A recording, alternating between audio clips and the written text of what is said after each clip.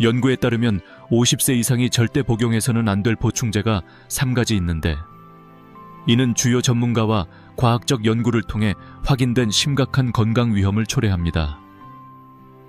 1번, 칼슘 보충제. 칼슘은 종종 뼈 건강을 위한 핵심 영양소로 홍보되며 특히 골다공증과 뼈 밀도 유지에 대해 우려하는 노인에게 그렇습니다.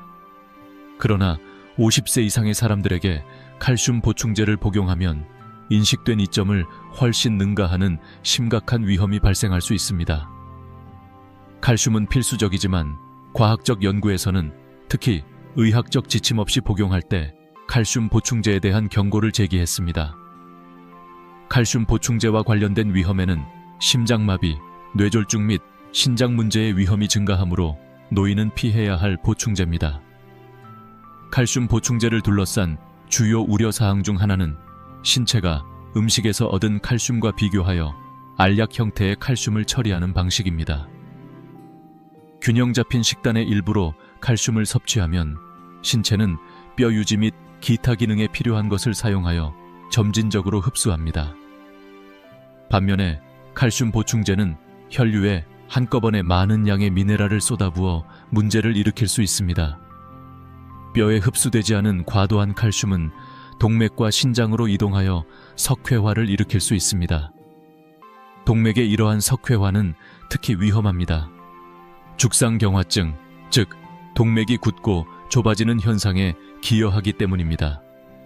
이는 심장마비와 뇌졸중의 중요한 위험 요소입니다. 존스 홉킨스 대학의 저명한 심장 전문의인 에린 미코스 박사는 칼슘 보충제와 관련된 위험, 특히 노인의 위험에 대해 경고했습니다. 존스 홉킨스 의대와의 인터뷰에서 미코스 박사는 칼슘이 뼈 건강에 필요하지만 보충제를 대량으로 섭취하면 오히려 해로울 수 있다고 강조했습니다. 그녀는 음식에서 얻은 칼슘이 신체에 훨씬 더 안전하게 흡수되며 보충제로 인해 발생할 수 있는 위험한 혈중 칼슘 수치 급증으로 이어지지 않는다고 강조했습니다. 미국 심장협회 저널에 게재된 포괄적인 연구는 미코스 박사의 우려를 뒷받침합니다. 이 연구에는 2,700명 이상의 성인이 참여했으며 칼슘 보충제를 복용한 사람들은 식단에서만 칼슘을 섭취한 사람들에 비해 동맥에 플라그가 생길 위험이 상당히 높은 것으로 나타났습니다. 이 연구의 저자들은 칼슘이 건강에 필수적이지만 칼슘을 보충하면 의도치 않은 결과가 초래될 수 있으며 특히 심혈관 질환의 위험이 더 높은 노인의 경우 더욱 그렇다고 결론지었습니다. 심혈관 위험 외에도 칼슘 보충제는 신장 결석 위험 증가와 관련이 있습니다. 이는 뼈에 흡수되지 않은 과도한 칼슘이 신장에 축적되어 결정을 형성하여 신장 결석으로 이어질 수 있기 때문입니다. 신장 결석은 고통스러울 뿐만 아니라 감염 및 신장 기능 저하와 같은 합병증을 일으킬 수 있으며 특히 신장 건강이 이미 손상된 노인의 경우 더욱 그렇습니다. 온라인 건강 포럼에 자신의 이야기를 공유한 62세 여성 린다의 사례를 살펴보겠습니다. 린다는 폐경에 접어들면서 뼈를 보호하라는 의사의 조언을 받고 50대 중반에 칼슘 보충제를 복용하기 시작했습니다. 처음에는 뼈 건강을 위해 적극적인 조치를 취하는 것이 좋다고 생각했습니다. 하지만 몇 년 후 린다는 옆구리에 날카로운 통증을 느끼기 시작했고 이는 신장 결석으로 밝혀졌습니다. 치료를 받은 후 의사는 칼슘 보충제 복용을 중단하고 대신 식단에서 칼슘을 섭취하는 데 집중하라고 조언했습니다. 린다의 경험은 특별한 것이 아니며 많은 노인들이 장기간 칼슘 보충제를 복용한 후 비슷한 합병증을 겪었습니다. 50세 이상의 사람들을 위한 해결책은 칼슘을 완전히 피하는 것이 아니라 더 안전하고 자연적인 공급원에서 칼슘을 섭취하도록 하는 것입니다. 케일, 시금치, 브로콜리와 같은 잎이 많은 녹색 채소는 칼슘의 훌륭한 공급원이며 섬유질과 항산화제와 같은 다른 필수 영양소가 풍부하다는 추가 이점이 있습니다. 식이성 칼슘의 다른 좋은 공급원으로는 아몬드, 두부, 정어리, 강화, 식물성 우유가 있습니다. 이러한 음식은 신체가 쉽게 흡수할 수 있는 형태로 칼슘을 제공하여 동맥이나 신장에 과도한 칼슘이 축적될 위험을 줄입니다. 많은 영양 전문가들은 나이가 들면서 뼈 건강을 유지하기 위해 보충제보다는 식단에 집중할 것을 권장합니다. 하버드 TH 찬 공중보건대학원의 역학 및 영양학 교수인 월터 윌렛 박사는 노인의 칼슘 보충제에 대한 과도한 의존에 대해 우려를 표명했습니다. 그는 칼슘 보충제가 골절 위험을 크게 줄인다는 증거는 거의 없지만 심장병 및 기타 건강 문제의 위험을 증가시킬 수 있다는 증거는 많다고 지적합니다.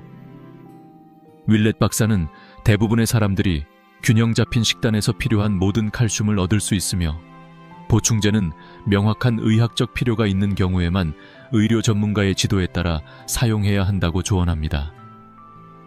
노인의 경우 보충제보다는 칼슘이 풍부한 음식에 집중하는 것이 뼈 건강을 유지하는 데 더 안전하고 효과적인 방법입니다. 신체는 음식 공급원에서 칼슘 흡수를 조절하는 데 훨씬 더 능숙하여 보충제와 관련된 위험한 혈중 칼슘 급증을 예방하는 데 도움이 됩니다. 또한 많은 칼슘이 풍부한 음식에는 비타민 K, 마그네슘, 인과 같은 다른 중요한 영양소가 들어있으며 이 모든 것이 건강한 뼈를 유지하는 데 역할을 합니다. 결론적으로 칼슘은 뼈 건강에 필수적인 영양소이지만 보충제 형태로 섭취하면 상당한 위험을 초래할 수 있으며 특히 50세 이상의 사람들에게 그렇습니다. 2번, 철분 보충제. 철분은 혈액에서 산소를 운반하는 역할을 하는 헤모글로빈 생성을 지원하는 중요한 미네랄입니다. 빈혈을 예방하고 에너지 수준을 유지하는 데 필수적이지만 많은 영양소와 마찬가지로 철분이 너무 많으면 특히 50세 이상의 사람들에게 해로울 수 있습니다. 철분 결핍은 흔한 문제이지만 보충제를 통해 과도한 철분을 섭취하면 간 손상, 심장병 및 특정 암 위험 증가를 포함한 많은 심각한 건강 문제가 발생할 수 있습니다. 노인의 경우 신체가 과도한 철분을 관리하는 능력이 감소하여 진단된 결핍에 처방되지 않는 한 철분 보충제는 유익하기보다는 위험합니다. 철분은 신체가 과도한 양을 배출할 효율적인 방법이 없기 때문에 다른 미네랄과 다릅니다. 흡수되면 철분은 간, 심장, 췌장을 포함한 다양한 장기에 축적될 수 있습니다.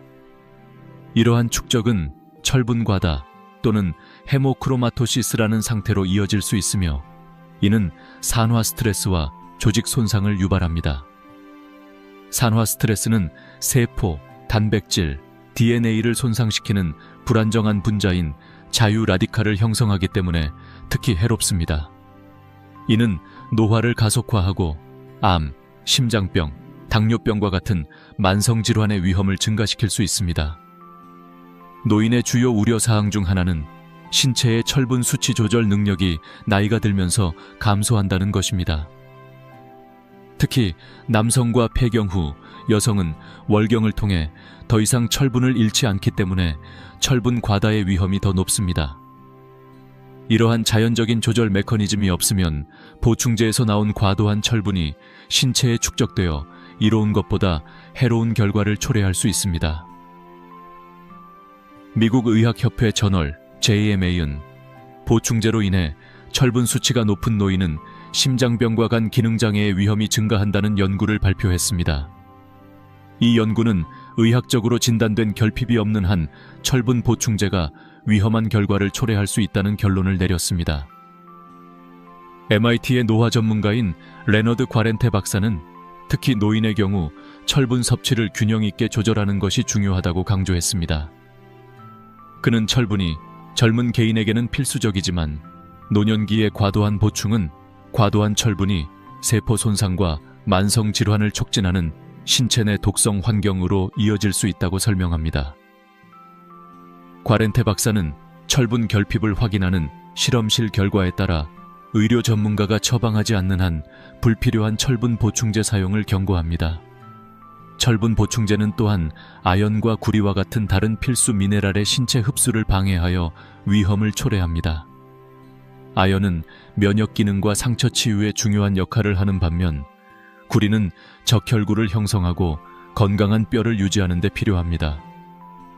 과도한 철분은 흡수를 위해 이러한 미네랄과 경쟁하여 건강을 더욱 손상시키는 결핍으로 이어질 수 있습니다.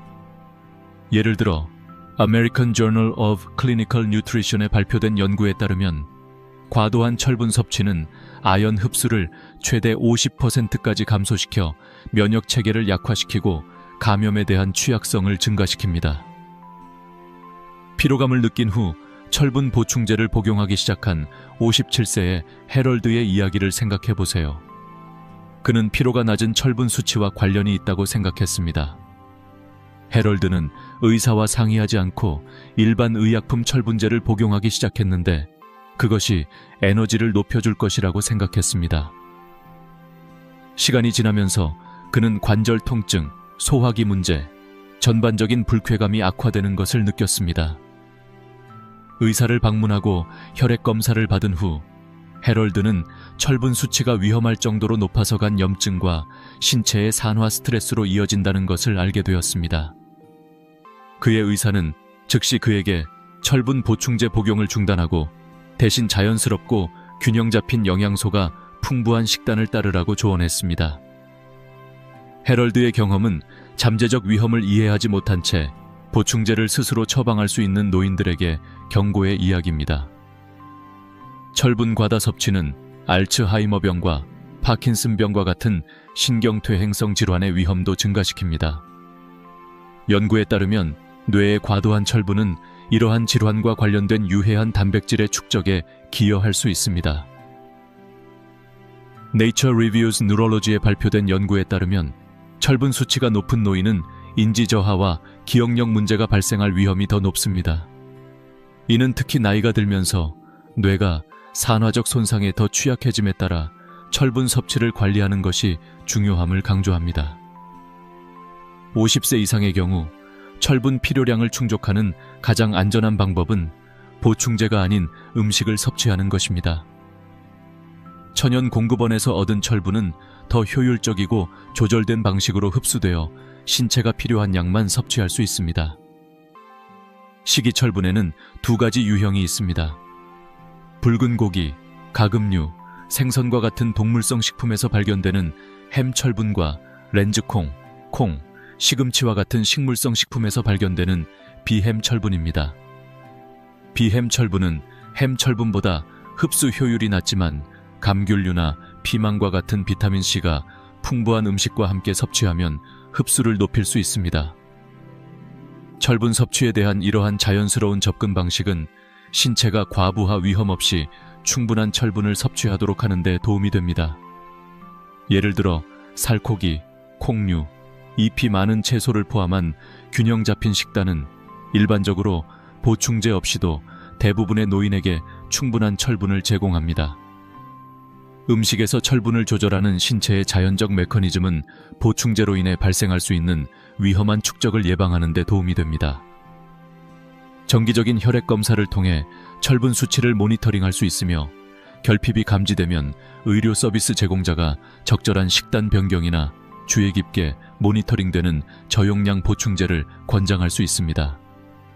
철분 보충제는 어떤 경우에는 필요하지만 특히 노인의 경우 항상 신중하게 접근해야 합니다. 철분 과다와 관련된 잠재적 위험은 의학적 감독 없이 보충제를 복용하는 것의 이점보다 훨씬 큽니다. 3번, 비타민 A 보충제. 비타민 A는 건강한 시력 유지, 면역 체계 지원, 적절한 장기 기능 촉진을 포함한 신체의 여러 가지 중요한 기능에 필수적입니다. 또한 피부 건강과 세포 재생에도 역할을 합니다. 그러나 비타민 A가 의심할 여지 없이 중요하지만 특히 50세 이상의 경우 보충제 형태로 섭취하면 심각한 건강 문제가 발생할 수 있습니다. 노인의 경우 비타민 A 보충제와 관련된 위험이 이전보다 훨씬 큽니다.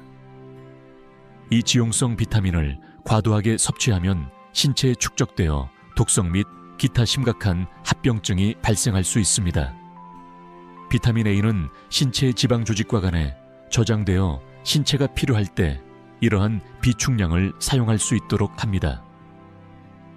과도하게 섭취하면 체내에서 배출되는 수용성 비타민과 달리 비타민 A는 특히 보충제를 통해 대량으로 섭취하면 위험한 수준까지 축적될 수 있습니다. 이는 신체에 비타민 A가 너무 많을 때 발생하는 상태인 과잉 비타민 A 증으로 이어질 수 있습니다. 비타민 A 독성의 증상에는 메스꺼움, 현기증, 두통, 시야 흐림, 심각한 경우 간 손상이 있습니다. 노화로 인해 이미간 기능이 손상되었을 수 있는 노인의 경우 비타민 A 보충제로 인한 간 독성 위험이 높아집니다. 비타민 A 대사 분야의 선도적 전문가이자 펜실베이니아 주립대학 교수인 캐서린 로스 박사는 비타민 A는 건강에 필수적이지만 신체가 과도한 양을 처리할 수 있는 능력은 제한적이며 특히 나이가 들면서 더욱 그렇다고 경고합니다. 그녀는 간이 지속적으로 고용량의 비타민 A를 섭취하면 과부하가 걸려간 손상 및 기타 합병증이 발생할 수 있다고 강조합니다. 로스 박사는 노인이 보충제보다는 천연식품에서 비타민 A를 섭취하는 데 집중할 것을 권장합니다. 이렇게 하면 영양소를 보다 통제되고 안전하게 흡수할 수 있기 때문입니다. 뉴 잉글랜드 저널 오브 메디신에 게재된 연구에 따르면 고용량 비타민 A 보충제를 장기간 복용하면 노인의 골다공증과 골절 위험이 증가하는 것으로 나타났습니다.